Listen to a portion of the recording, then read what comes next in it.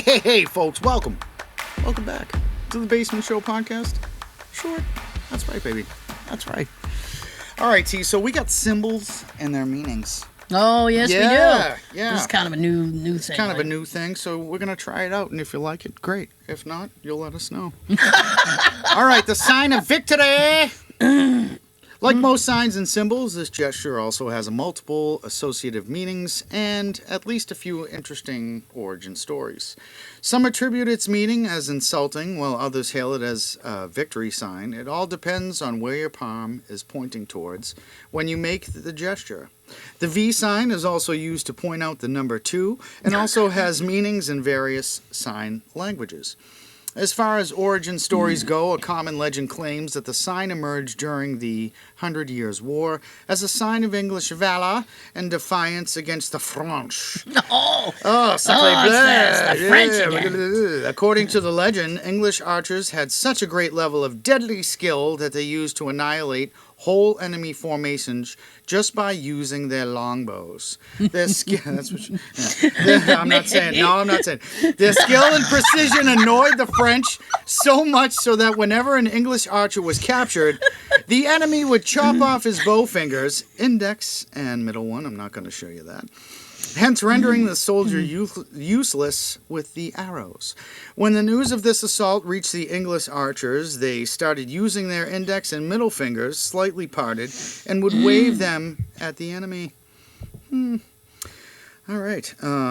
Sassy. Yeah, that's right. What hooligans? Yeah, taunting and mocking him. It would quickly become a sign of defiance and bravery. Or did it? Interestingly, no written or authentic record of any of this exists in history.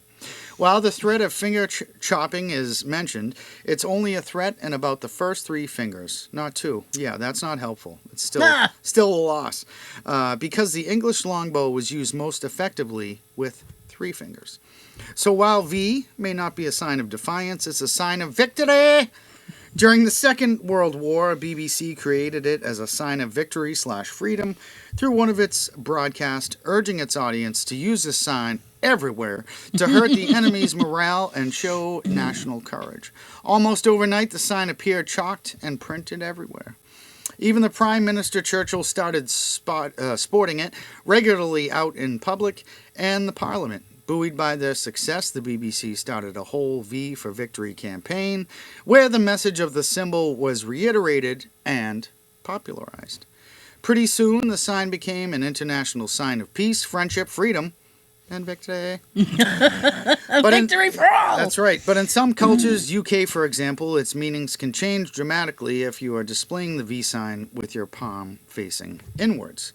Then it becomes a sign of insult and offense, much like a middle finger sign, but only 2 fingers.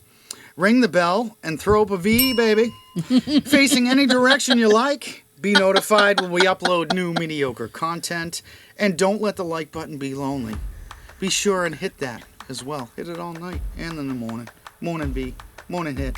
Also, if you're feeling generous, share and subscribe. And we'll be back next week with what, T? Full episode! That's all right. So get hunkered down, pray for Brace daylight. your longbow. That's right. Brace your longbow with all 3 fingers and do a V for victory. And make sure you come back to us next week because we're going to miss you and you'll miss us. Yeah, give us a little kiss. Yeah.